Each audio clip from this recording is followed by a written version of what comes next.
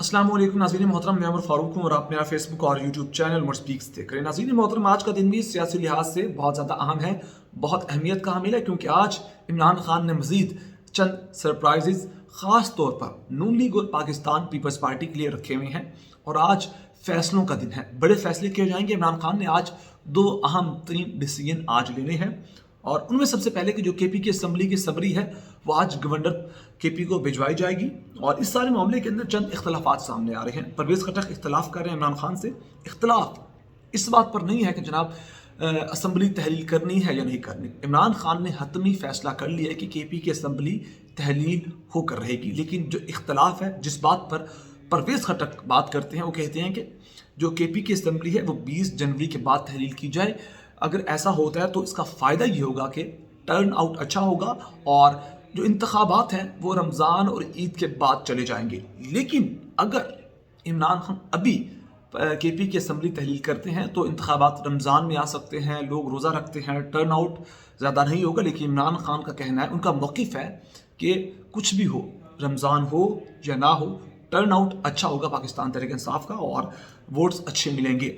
लिहाजा अभी फैसला यही है कि जो समरी है केपी की वो तहलील की वो जनाब आज ही गवर्नर को भिजवाई जाएगी। केपी के गवर्नर ने कहा है कि मैं साइन नहीं करूंगा। तो उनसे कहा गया कि जो पंजाब के गवर्नर थे बलीगुर रहमान, वो भी ऐसा ही कहते थे, उन्होंने भी साइन नहीं किए। लेकिन क्या हुआ, 48 घंटे के बाद असम्बली तहलील होगी। आप भी शौक पूरा करके देख लें, कुछ खास फायदा नहीं होने वाला। और इसके अलावा जो दूसरा बड़ा सरप्राइज है वो ये है कि जनाब आज इमरान खान ने फैसला करना है कि कौमी असम्बली के अंदर हमने जाना है या नहीं जाना। हतमी फैसला होगा। और उसके अलावा एतमाद का वोट जो उन्होंने सदर पाकिस्तान ने कहना है शहबाज शरीफ से कि आप एतमाद का वोट लें, उस पर आज फाइनल हिकमत अमली बनाई जाएगी। अब मामला यह है कि जनाब वज़ीर आज़म हाउस में बड़ी खलबली मच गई है एतमाद के वोट को लेकर, और तमाम अरकान कौमी असम्बली का डाटा मंगवा लिया गया है और देखा जा रहा है कि हमारे साथ कितने बंदे हैं, इमरान खान के साथ कितने बंदे हैं, कौन लोग हमें छोड़कर जा सकते हैं या हमारे खिलाफ वोट दे सकते हैं, या कोई मामला ऐसा हो सकता है। इस वक्त जो पूरी नंबर के हैं वो सामने मेरे स्क्रीन पर मौजूद है, आपके साथ शेयर करूंगा। 331 टोटल अरकान हैं कौमी असम्बली के अंदर, जिसमें 181 की अक्सरियत हासिल है नून लीग और पीडीएम को। ये 181 में कौन कौन सी जमातें हैं और उनके कितने अरकान हैं।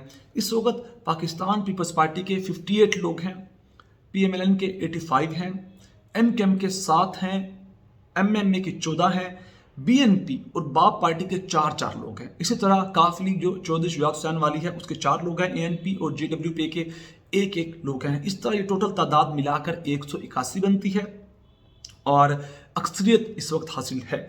और 4 आज़ाद उम्मीदवार इनमें और भी हैं, जिनमें असलम भूतानी है, मोहसिन दावड़ हैं और अली वज़ीर हैं। ये इस वक्त मामलात हैं जो कौमी असम्बली के अंदर हैं। और इस वक्त चीज़ें जो कराची के अंदर सामने आ रही हैं वो कुछ ज़्यादा अच्छी नहीं है जनाब पाकिस्तान पीपल्स पार्टी के लिए। सईद गनी कहते हैं असूली तौर पर तो हमें जो है मेयर हमारा होना चाहिए, लेकिन जमात इस्लामी से भी बात करेंगे। दूसरी जानिब जमात इस्लामी भी इस वक्त खूब तपी हुई है और जो उनके नईमुर रहमान हैं वो कहते हैं कि जनाब तमाम जमातों से बातचीत हो सकती है, लेकिन सबसे पहले आपको हमारी जीत को मानना होगा।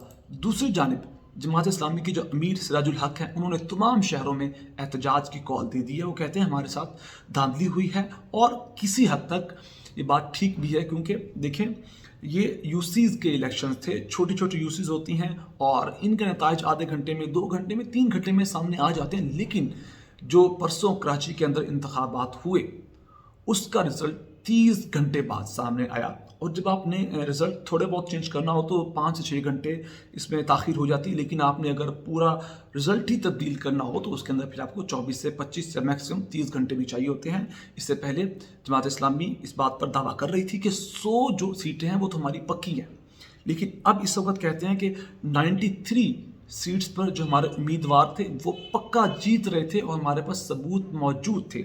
इस वक्त जो कराची के अंदर बलदियाती इंतखाबात हुए उसके अंदर क्या नंबर गेम है वो भी मैं आपके साथ शेयर करूंगा। पाकिस्तान पीपल्स पार्टी की टोटल 93 सीटें हुई हैं, जमात इस्लामी की 86 और पाकिस्तान तहरीक इंसाफ की 40 सीटें पाकिस्तान तहरीक इंसाफ को मिली हैं। इस तरह पहले नंबर पर पाकिस्तान पीपल्स पार्टी, दूसरे नंबर पर जमात इस्लामी और तीसरे नंबर पर पाकिस्तान तहरीक इंसाफ। इस वक्त पाकिस्तान पीपल्स पार्टी कोशिश करेगी कि 93 लोग हैं, इनको टोटल 118 चाहिए बलदियाती इंतखाबात के बाद जो लोकल बॉडीज़ की गवर्नमेंट है वो बनाने के लिए।